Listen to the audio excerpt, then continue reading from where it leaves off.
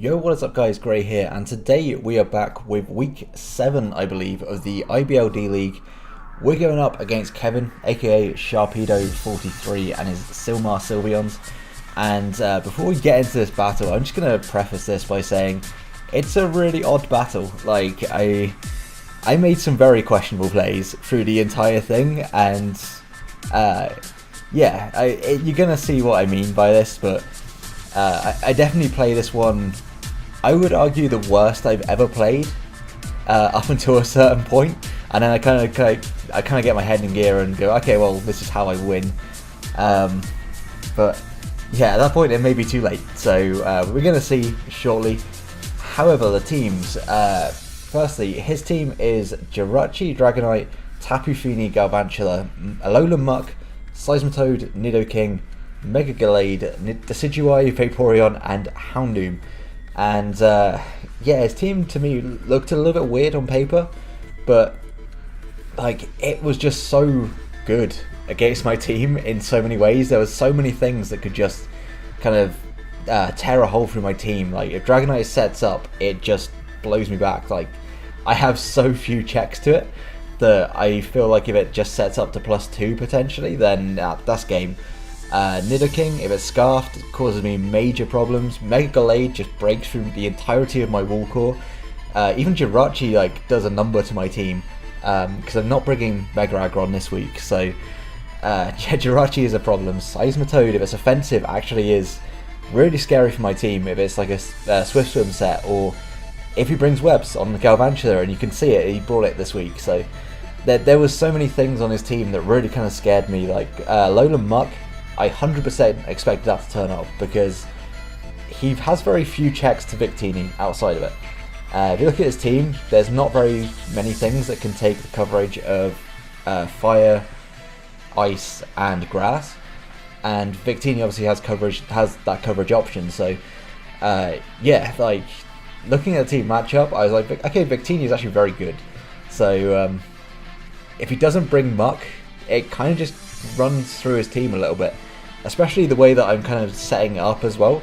I absolutely expected it to be my win con this week, but outside of that, like I said, Mega Gallade its dual stabs actually are super effective against everything that I could bring defensively.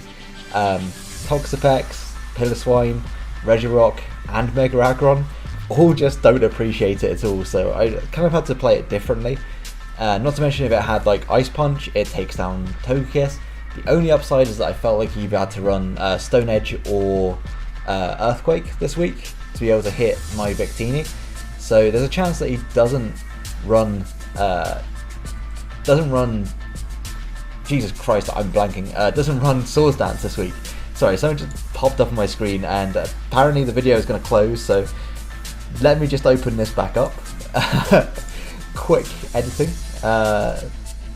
There we go. We good. We back. Yeah. So I don't know what happened there. I just decided, hey, I'm gonna stop working mid-recording. That's never happened to me before. I watched this battle back before recording, no problem.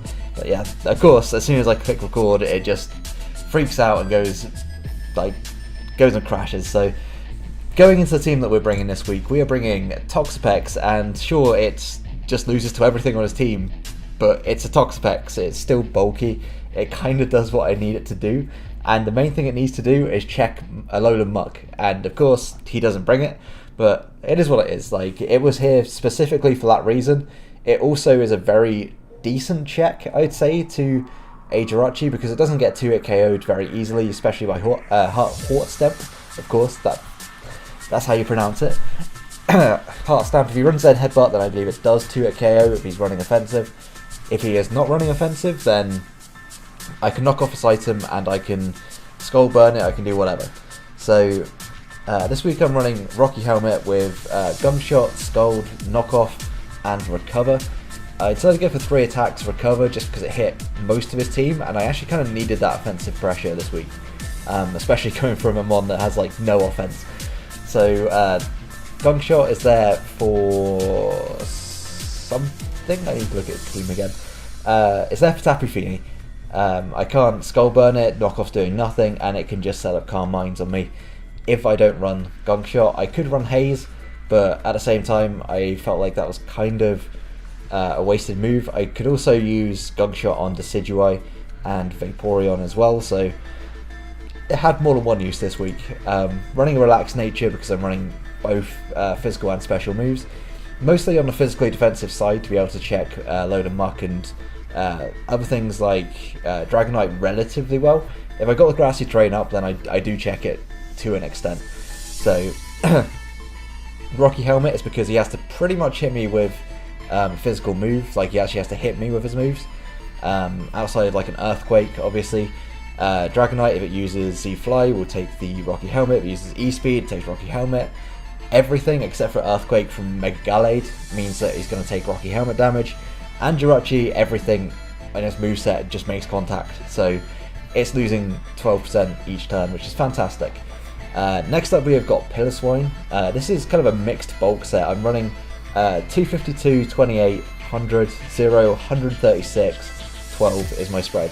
So I'm running like a wildly mixed set with Eviolite, of course, Icicle Crash, Ice Shard, Stomping Tantrum, and Stealth Rock, same move basically. Ice Shard is 100% there for Dragonite.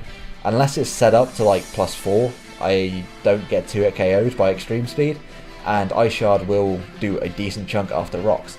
So Dragonite, it is obviously his biggest threat on my team. If he goes into it, whatever I have in, I kind of have to just sack off and then get Piloswine in.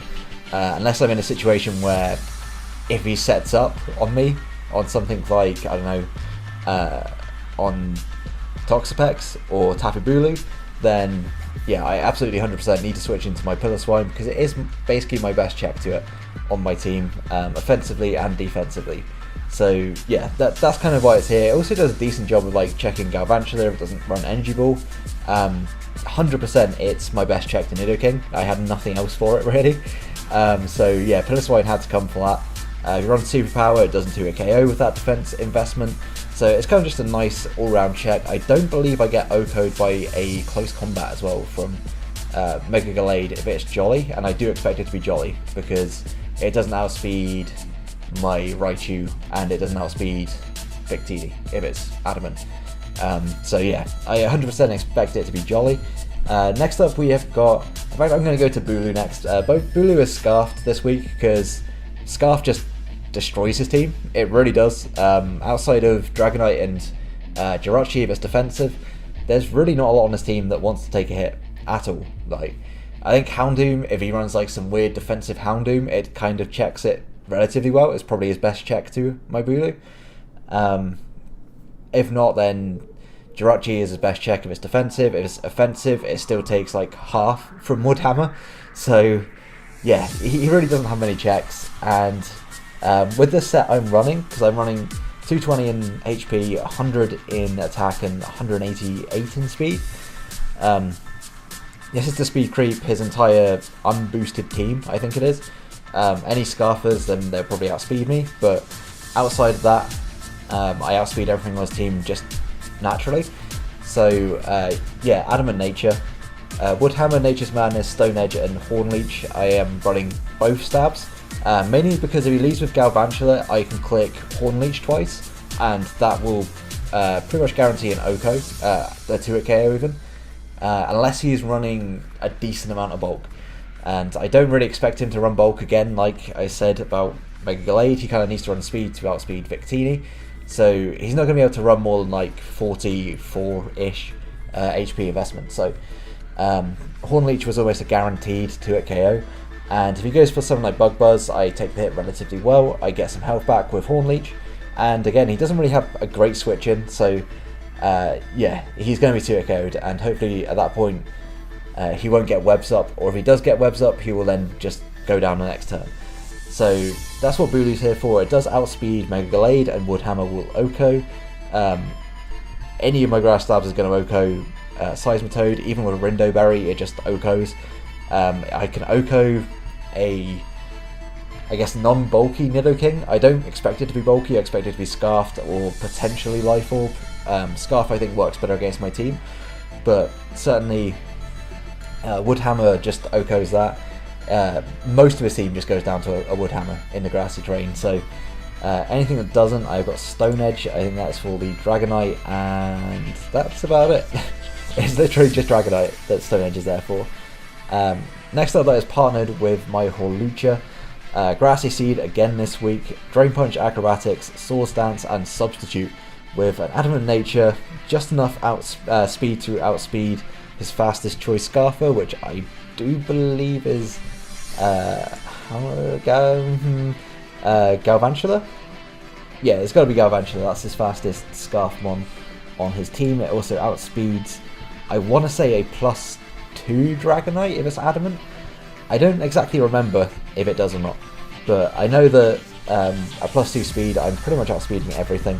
So Drain Punch, Acrobatics is the only coverage I need this week, as it kind of just destroys his team. Acrobatics does a ton of damage, especially at +2, and the only things that kind of check it are like a defensive Tapu Fini doesn't appreciate a +2 Acrobatics particularly.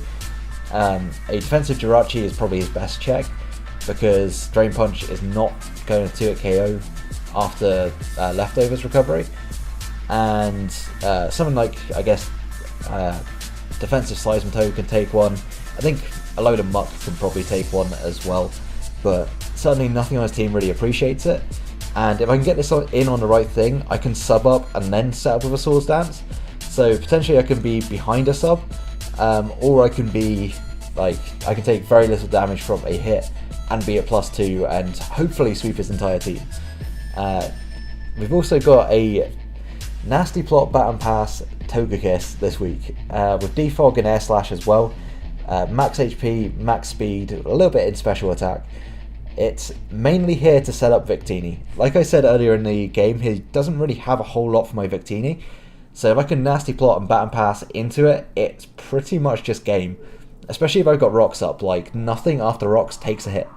At +2, nothing takes a hit. Unless it's something like, I don't know, Ockerberry, specially defensive Jirachi, something like that, potentially can take a Blue Flare. I don't actually know the calc on that. A Rindo Berry on his Tapu Fini means you can take it. I think that his Tapu Fini lives a Solar Beam regardless from Victini, but yeah, spoiling sets here. I may or may not be running the Sunny Day Victini again. But yeah, Air Slash is just there for general coverage, except for the Jirachi. It hits everything else on his team pretty well. Super effective against things like his Mega Gallade and his Decidueye. So that's two things that are certainly important to try and take down. And I don't expect him to stay in with something like a Dragonite on the off chance that I'm running Dazzling Gleam, as Dazzling Gleam will just do a lot of damage after Stealth Rocks.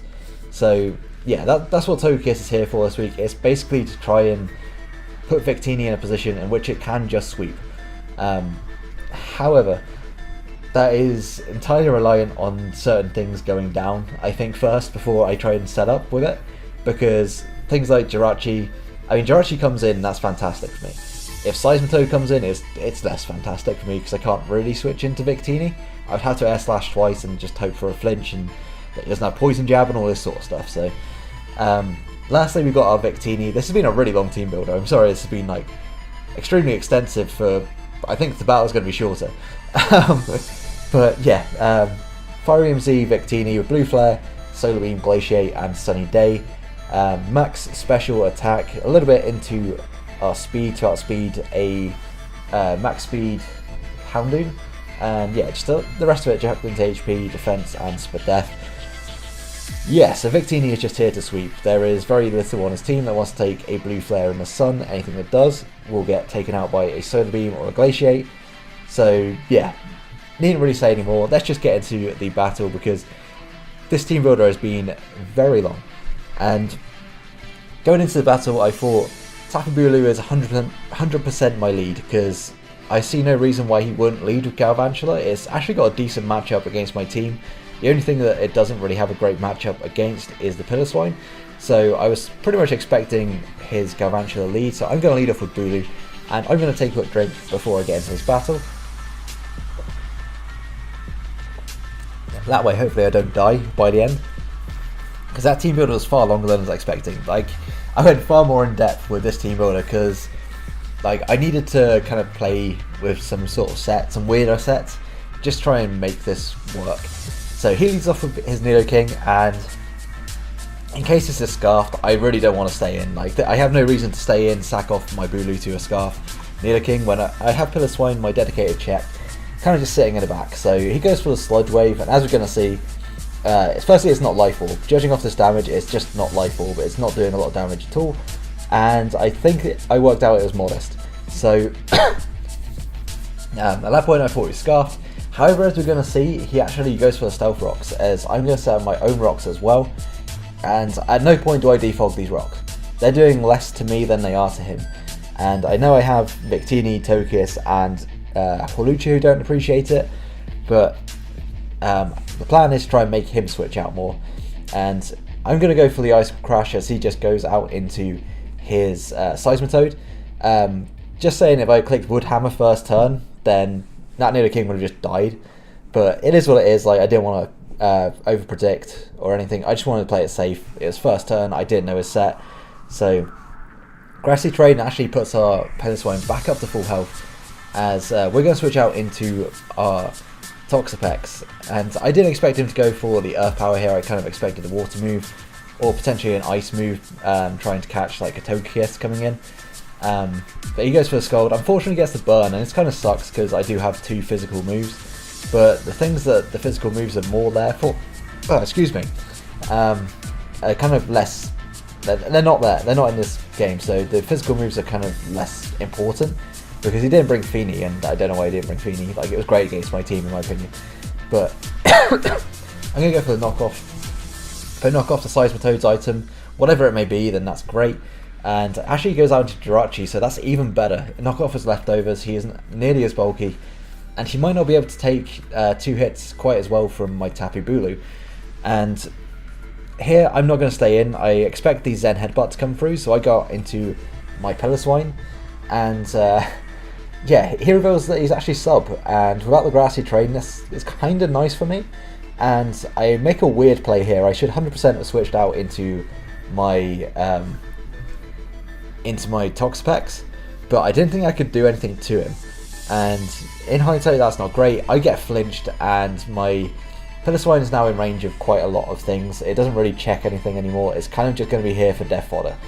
So I go back out into my Toxapex, kind of expecting him to go for another Iron Head, as he does, and we're going to see this Rocky Helmet damage is going to start racking up, and if I can just recover stall, I can actually just sit here and take Zen Headbutts and heal myself back up. It's actually reversed to be Heart Stamp, which is even better because this doesn't do any more than like 40%. So recovering is absolutely fantastic. However, he flinches me again. Of course it is Jirachi, that's going to happen, and I see no reason really to keep my my Toxapex around anymore. So I could have kept switching in and out and tried to get Regenerator back, but there was really no point. Like, at some point he was going to make that prediction and just kill me on the switch back in. So we've brought this Jirachi to a point where it's kind of useless in this matchup, and that's fantastic for Hawlucha because he didn't bring anything really to check it.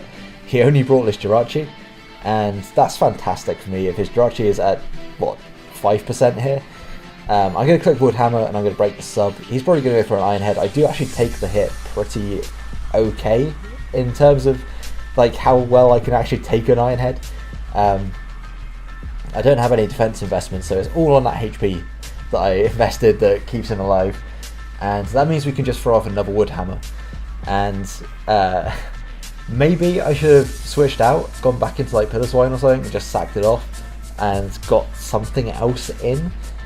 It'd be a great time for my Victini to come in, but yeah, like, this invites his Dragonite in 100%, but it does break his multi-scale. He hasn't defogged away the rocks. In fact, I don't think he has a defog on his team outside of Dragonite. Trying to think what he brought, and I don't think he had defogger. So he was taking the rocks 100%. So he just goes for extreme speed, and we're going to see this as Adamant, and it's going to hit KO me after the Grassy Terrain. It's kind of unfortunate. I was hoping here that he may go for the Dragon Dance, I would predict, but he had really no reason to.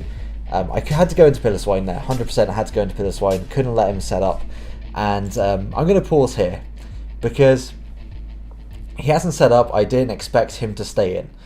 I get out my Togekiss, and I'm thinking 100% he's going out into a Seismitoad. It's his best check at this point.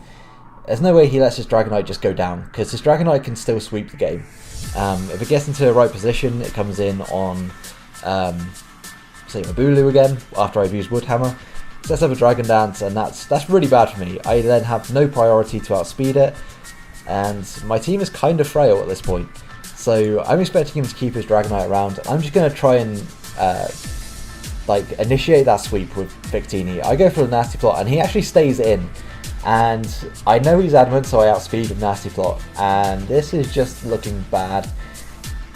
As he clicks Z-Fly, and the whole sweeping with Victini plan is kind of looking a bit weaker. However, it's not off the table entirely, as he did use his Z move, so Victini doesn't get one shot at all by Dragonite. It's certainly not ideal. It's not ideal at all, as this Z-Fly is absolutely going to obliterate me. I have no defense investment at all, and that was probably not the best time to set up, but I really didn't expect him to stay in. And at this point, my best play is to go back into my Bulu. I click Stone Edge. I do live after the rocks, and the Grassy Surge will be popped. It was very close to actually just taking me down, and that would have just been game. But yeah, he's going to go for the E-Speed, of course, why not? And I'm going to make another weird play, and I don't actually know why I made this play. I go out into my Victini instead of my Holucha, and I'm just going to click the Z Sunny Day. Again, for whatever reason, in my brain, I was like, oh, it makes no sense for him to stay in. Glaciate just kills, but clearly against my Togekiss, he is just kind of sacking it off. He has, for whatever reason, decided that it's not worth keeping around, and he's just going to go for the fly. And that's just awful for me, because even with a turn of grassy terrain, it's still going to do enough damage that it's going to put me in range of Extreme Speed. And because I now outspeed guaranteed, I'm going to go for a Glaciate and just hit nothing, because he's in the air. And my best hope is that he misses the fly here, because if he misses fly, then he has to go for E-Speed next turn. I'm at a reasonable amount of health, and I can Glaciate. However, that's not the case. He goes for Extreme Speed. There is a chance, I think, that I live that, but it doesn't happen. And then I go into my Holucha, and I'm like, wait, why did I not do this in the first place? Like, this is the optimal play. He's used his Z move, so I can sub up. If he wants to go for Fly, then I get a free sub. If he goes for Extreme Speed, then he's got to break my sub, give me a free Swords Dance. And yeah, I'm in a great place. And he does just go for the Fly. So, because he goes for Fly here, I can set up a Swords Dance behind the sub, and that's ideal. It gives me the most amount of health. I'm at +2, and I'm looking at the calcs, and I'm like, okay, nothing can kill me, and I should be able to take everything out. As long as he doesn't crit me with an Extreme Speed on next turn, and then have Shadow Sneak on his Mega Gallade, then I think I just win. Like, unless he has Sucker Punch on Galvantula, Sucker Punch on Nidoking, at this point I'm in a great place, because Extreme Speed does very little. And as we're going to see, he just crits me. And I'm not going to lie, my heart dropped when I saw my health bar going down, because I thought I just lost. I thought that was game. Fortunately, Holucha, with that HP investment, does live, and he goes out into Seismitoad, and like, that's odd. Is he hoping that he lives? Because a defensive Seismitoad 100% lives this. Like, it has a very, very good chance of living. As we're going to see, it just doesn't, and I'm expecting him to go into his Mega Gallade, and he goes up to Nidoking, and I'm like, well, I have no choice. I've got to click Acrobatics. I just got to keep like spamming Acrobatics, basically, and hoping he doesn't have any priority. And he doesn't have a Sucker Punch on Nidoking. At this point, I'm thinking, okay, well, unless he's unintentionally just throwing Mons at me, I don't think he has Shadow Sneak on Gallade, and I think I just win. Like, I just keep clicking Acrobatics, and I'm here, like, very... making sure that I do not click anything other than Acrobatics, because if I accidentally misclick on Swords Dance, I lose. If I click Drain Punch on Gallade, I lose. In hindsight, actually, I could have just clicked Drain Punch on the Galvantula. I'm fairly sure that would have killed. Bad play on my part, but at that point I was like, I just need to keep clicking Acrobatics, because he clearly doesn't have priority on his Gallade, otherwise he'd ball it out first. And yeah, somehow we win this one 1-0, and I would say good game. Certainly, Kevin played it perfectly fine. He knew what his win con was, and I think he thought it wasn't Dragonite. So if he thought it wasn't Dragonite, he played his game perfectly, because Dragonite just destroyed my team. It just ran through everything, and I played it horribly. I overpredicted. I tried to set up twice in front of a mon that can just kill me, and certainly that was not the play. That ain't it. That certainly wasn't good on my part at all. But we are going to go up to 4-3. We have all but confirmed playoffs at this point, because the teams below us are on 2 and 5, it must be. So unless we lose both our games with like a minus differential of like a swing of 6 or 7, we're in pretty good shape for playoffs.